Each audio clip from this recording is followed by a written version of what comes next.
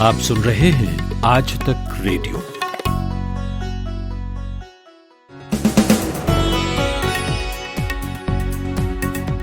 नमस्कार, यह है 21 अगस्त का दिन भर। मैं हूं अमन गुप्ता। सरकार ने अडानी समूह को 3 और एयरपोर्ट को ऑपरेट करने की जिम्मेदारी 50 साल के लिए दे दी है। निजी हाथों में एयरपोर्ट्स आने से क्या फायदा होगा, क्या नुकसान होगा, ये समझेंगे और जानेंगे कि बीते दिनों हुई बारिश के दौरान क्यों ठप हो गई गुरुग्राम की जल निकास व्यवस्था। और आखिर में बात होगी कि क्यों नेपाल में अध्ययन केंद्र खोलने जा रहा है चीन, जिसे लेकर अब भारतीय एजेंसियां सतर्क हो गई हैं। लेकिन हर रोज की तरह पहले सुनिए हेडलाइंस पूनम कौशल से।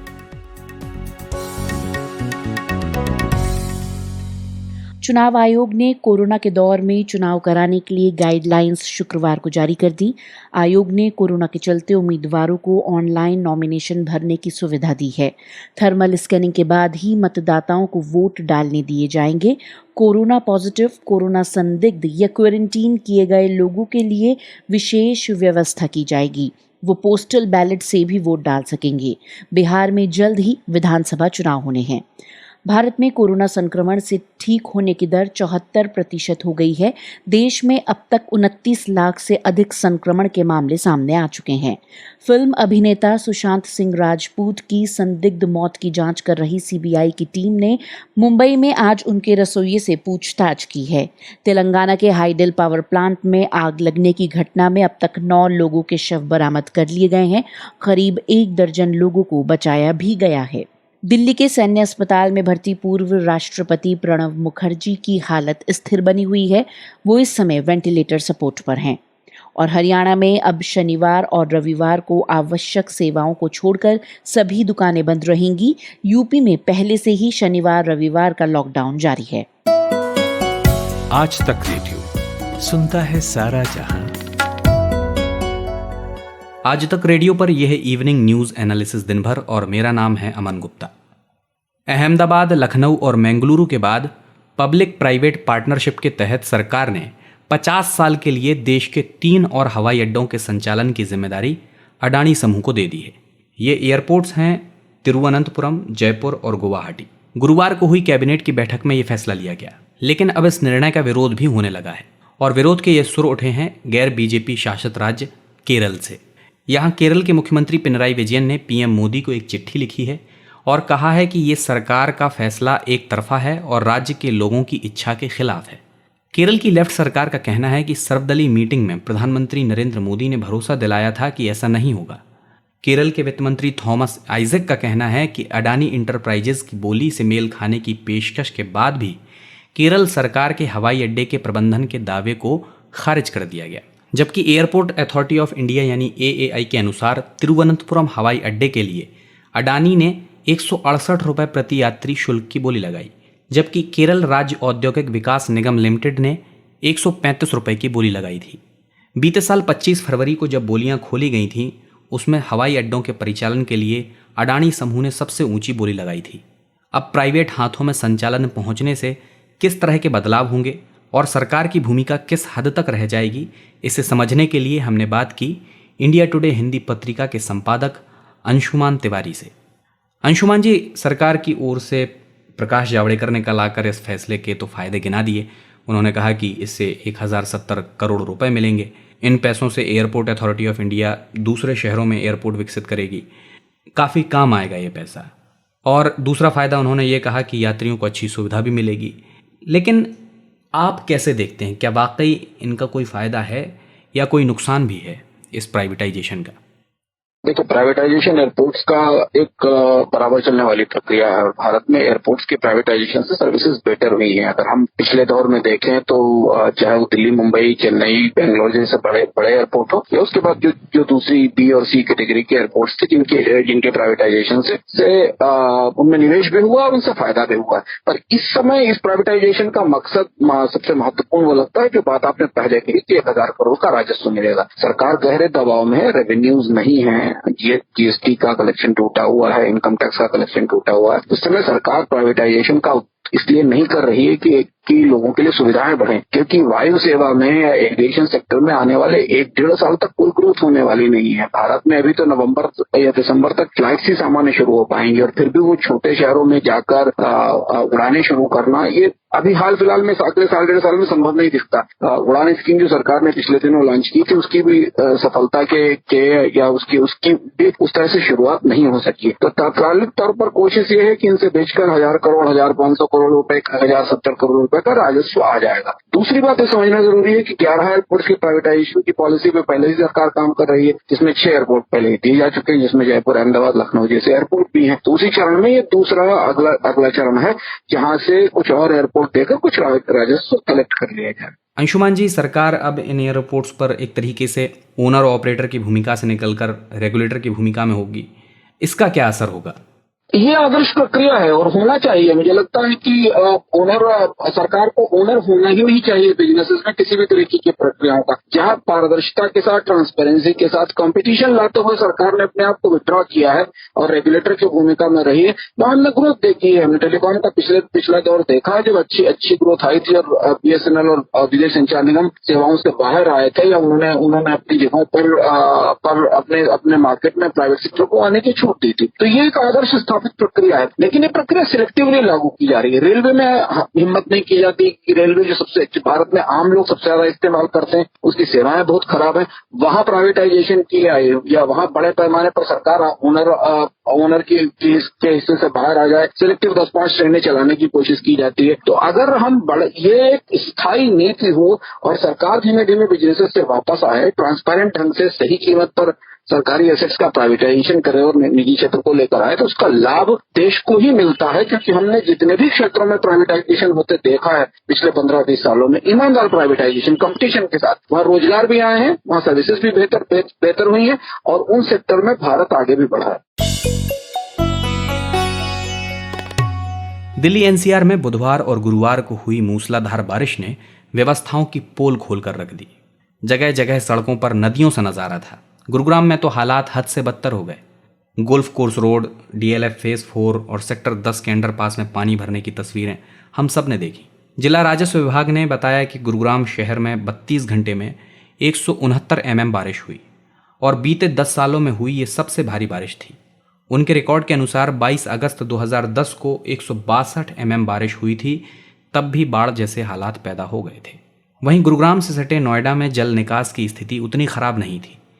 इसके पीछे की वजह जानने और गुरुग्राम में बने इन हालातों के कारण समझने के लिए मैंने बात की Uttar Pradesh state industrial development corporation में प्रशासनिक अधिकारी रहे जगदीश खट्टर से। नोएडा जिस वक्त बन रहा था उस वक्त जगदीश जी की इसमें बड़ी भूमिका थी। जगदीश जी, अभी इस बारिश में आखिर नोएडा में गुरुग्राम जैसे हालात क्यों नहीं बने? देखिए, ये दोनों जो डेवलप हुए हैं, इनका बैकग्राउंड और स्टार्ट पॉइंट डिफरेंट था। जहाँ तक गुड़गांव है, वो DLF ने शुरू किया, एक प्राइवेट इनिशिएटिव किया और हिम्मत है कि उस जमाने में उन्होंने ये इनिशिएटिव लेके स्टेप बाय स्टेप लाया है। तो बाद में उसका डेवलपमेंट जो है वो वैसे नहीं हुआ है जैसे कि गवर्नमेंट एजेंसीज करती हैं, लेकिन फिर भी बहुत काफी अच्छा हुआ। जहाँ तक नोएडा है, नोएडा शुरू हुआ था 1975-76 में, जब इमरजेंसी थी और मिस्टर संजय गांधी ने तय किया कि जो दिल्ली में उस वक्त 60,000 करीब छोटे उद्योग थे उसको ट्रांसफर करना है। मुझे याद है कि वो पहले दिन मैं मिस्टर तिवारी के साथ और एक हमारे और ऑफिसर थे मिस्टर संजय गांधी के साथ ही देखने आए। मैं उस वक्त MD UPSID ही था और ये UPSID से शुरू किया था। तो उन्होंने ये तय किया और कहा कि यहाँ 4 दिनों में काम शुरू कर दीजिएगा। Anyway, that's a long story, but ये है कि ये डेवलप जो हुआ है वो एक सरकार की एजेंसी के हुआ। अच्छे हमने टाउन प्लानर रखे, उसकी पूरी स्कीम बनाई गई और सबसे जरूरी ये है कि जब तक इंफ्रास्ट्रक्चर डेवलप नहीं होता था किसी सेक्टर का, तब तक इसकी अलॉटमेंट नहीं होती थी। जबकि गुड़गांव में क्योंकि प्राइवेट था तो उनका डेवलपमेंट और अलॉटमेंट और यूटिलाइजेशन इकट्ठा हुआ, इसलिए थोड़ा सा मिसमैच हो गया। और एक चीज और याद रखिएगा कि नोएडा जो शुरू हुआ था ये इंडस्ट्रियल एरिया और संजय गांधी ने ये तय किया था कि दिल्ली में मेरे ख्याल में 64,000 छोटे लघु उद्योग थे, उनको वहां से हटा के यहाँ पे लाना है। तो एक इंडस्ट्रियल एरिया था और पहले 9-10 सेक्टर आप देखेंगे इंडस्ट्रियल एरिया से, बाद में उसको रहने के रेजिडेंशियल के लिए भी किया गया है। तो ये दोनों की बातें डिफरेंट है, इन दोनों के ऑब्जेक्टिव डिफरेंट है और दोनों की जो रोड मैप है वो डिफरेंट है। ये थे जगदीश खट्टर, यूपी SIDC में आप प्रशासनिक अधिकारी रहे हैं। इनके अलावा गुड़गांव में जल निकास की व्यवस्था को समझने के लिए मैंने टाउन प्लानर प्रदीप खरबंदा से भी बात की है। उनका क्या कहना है, सुनिए।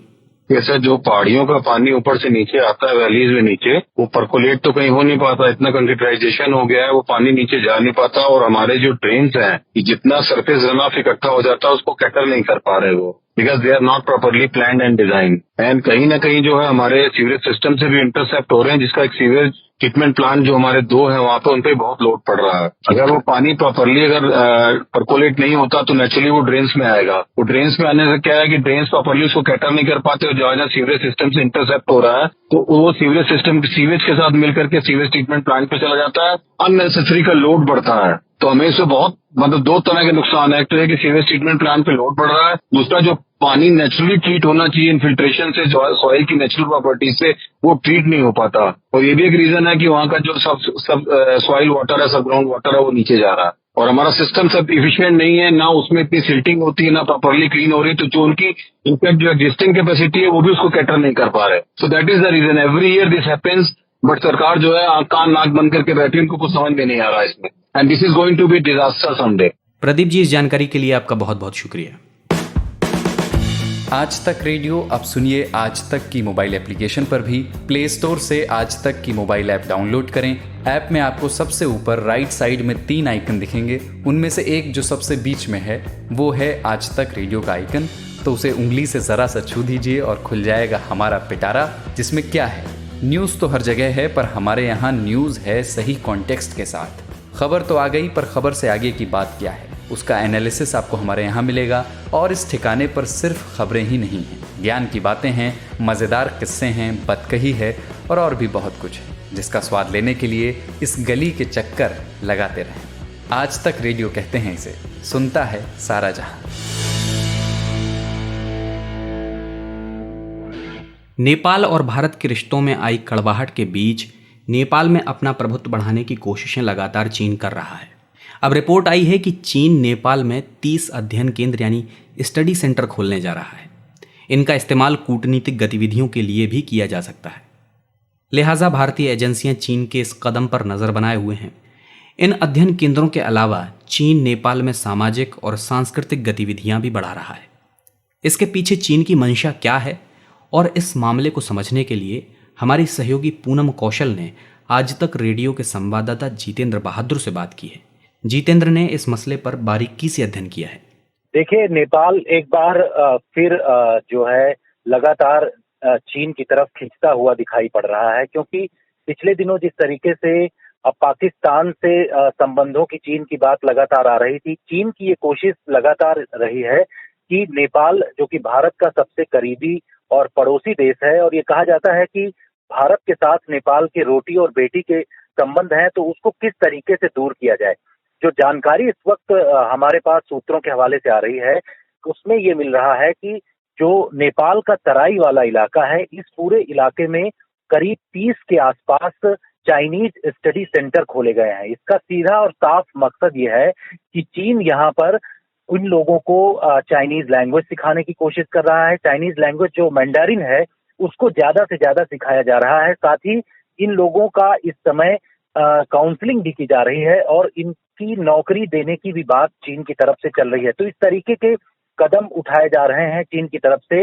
नेपाल के जो यूथ हैं, उनको अपनी तरफ किस तरीके से रिझाना है, ऐसी बातें नेपाल में इस वक्त चीन की तरफ से की जा रही हैं। तो इसको लेकर के जो तराई वाला इलाका है, इस इलाके में अगर किसी भी तरीके से इस चाइनीज स्टडी सेंटर के जरिए ये लोग स्पाइंग करने की कोशिश करते हैं, तो भारतीय सुरक्षा एजेंसियां अलग अलग जगहों पर अलर्ट हैं, क्योंकि नेपाल का जो बॉर्डर का इलाका है, यहाँ पर एसएसबी पूरे बॉर्डर की गार्डिंग करती है। जितेंद्र, नेपाल पारंपरिक तौर पर भारत के करीब रहा है, लेकिन हाल के कुछ महीनों के घटनाक्रम अगर हम देखें दोनों देशों के बीच, तो कहीं ना कहीं दरार आने की तरफ जो है वो इशारा होता है। नेपाल के युवाओं का इसको लेकर क्या टेक है, क्या राय है, ये यहाँ पर जानना बहुत जरूरी हो जाता है। देखिए, हमारी लगातार जो नेपाल बॉर्डर के इलाकों में या फिर वहां पर जो एजेंसियां हैं वो काम करती हैं, उनके अधिकारियों से बातचीत होती रहती है। उनका ये कहना है कि नेपाल के ज्यादातर जो लोग हैं, खास तौर पर युवा, उनका सेंटीमेंट भारत की तरफ ही हमेशा रहता है। कुछ इक्के दुक्के लोग जो हैं, जिसमें से पॉलिटिशियन कहे जा रहे हैं, वो बरगलाने की कोशिश कर रहे हैं और इसके पीछे चीन किसी न किसी तरीके से फंडिंग भी कर रहा है, चीन पैसा भी दे रहा है। और उसका मकसद ये है कि क्योंकि भारत के सबसे पड़ोसी देश के तौर पर नेपाल आता है और यहाँ भारत की जो सांस्कृतिक और सामाजिक स्थिति है उससे भी काफी मेल जोल है, इस वजह से वो उसको दूर करने की कोशिश में लगा हुआ है। ऐसे में जो युवा हैं वो हालांकि उसकी तरफ आकर्षित नहीं हो रहे हैं, लेकिन जानकारी यह है कि चाइनीज स्टडी सेंटर के जरिए उन युवाओं को अपनी तरफ आकर्षित करने की कोशिश चीन की तरफ से किया जा रहा है और उनका सीधा मकसद है कि इनकी काउंसलिंग किया जाए, काउंसलिंग करके इनको नौकरी के लिए भी इनकी व्यवस्था की जाए। तो इस तरीके से उनको किसी न किसी रूप में अपनी तरफ आकर्षित कर रहे हैं। लेकिन जो युवा हैं, जो वहाँ अधिकारी काम करते हैं, उनका ये कहना है कि इसका प्रतिशत बहुत ना के बराबर है और चीन इस पूरे काम में किसी भी तरीके से सफल नहीं होगा। जी जितेंद्र, जाहिर तौर पर भारतीय एजेंसियों को भी इस बारे में जानकारी होगी। इसे काउंटर करने के लिए भारत की तरफ से क्या कदम उठाए जा रहे हैं, भारत क्या कर रहा है? देखिए, भारत के बारे में अगर कहा जाए तो भारत और जो नेपाल है उसके बीच में रोटी और बेटी का संबंध हमेशा से रहा है और ये कोई 1-2 वर्षों का नहीं है। पिछले जो सैकड़ों वर्षों से अगर देखा जाए तो इस तरीके के संबंध भारत के साथ हमेशा से नेपाल के रहे हैं। नेपाल के साथ जो भारत की बातचीत, अभी हाल ही में कुछ अधिकारियों की मीटिंग भी हुई थी, नेपाल के अधिकारियों के साथ एक वीडियो कॉन्फ्रेंसिंग के जरिए बातचीत हुई थी।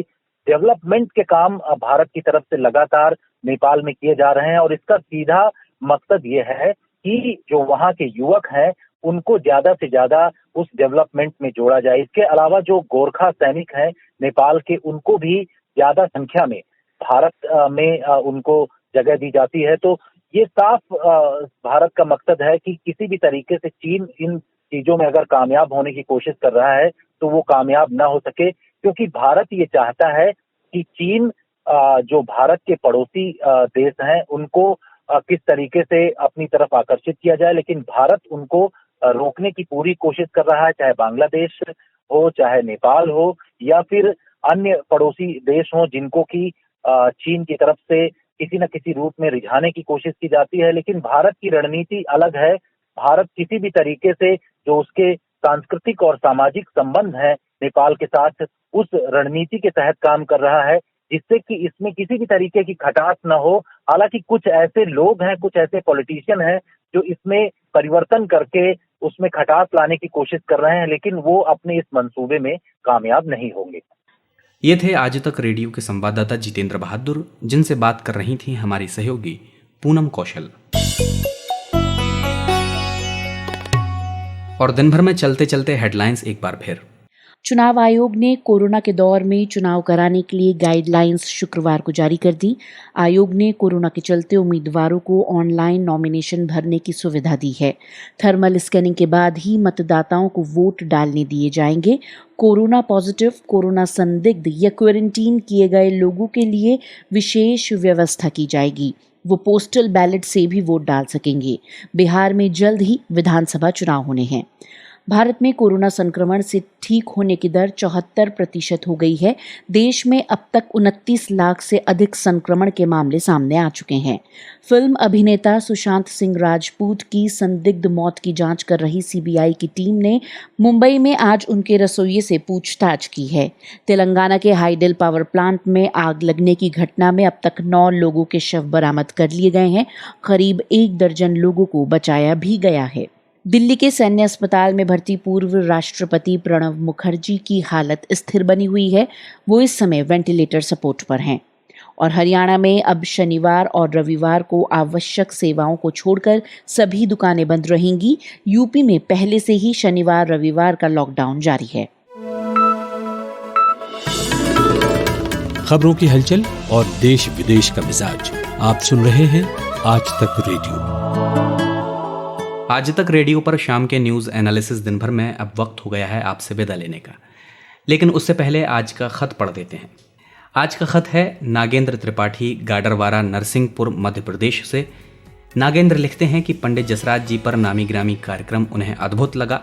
बड़े सहज तरीके से भारत की इस महान हस्ती के अनेक प्रसंगों को हम तक पहुंचाया गया। आगे उन्होंने लिखा कि आज तक रेडियो दिनचर्या का अब एक अंग बन गया है और सोने से पहले वे इसे ज़रूर सुनते हैं। दोस्तों को भी उन्होंने लिंक भेजी। अब सब लोग आज तक रेडियो सुनते हैं और जब भी समय मिलता है वे आज तक रेडियो के सटीक विषयों पर चर्चा भी करते हैं। नागेंद्र, आपके इस प्यार भरे खत के लिए आपका बहुत बहुत शुक्रिया। आप हमारे कार्यक्रम खुद तो सुन ही रहे हैं, औरों को भी सुना रहे हैं। नागेंद्र की तरह आप भी हमें इलेक्ट्रॉनिक चिट्ठी यानी ईमेल भेज सकते हैं। पता नोट कर लीजिए, radio@aajtak.com। अब मुझे यानी अमन गुप्ता को और मेरे साउंड के साथी सचिन द्विवेदी को इजाज़त दीजिए। नमस्कार।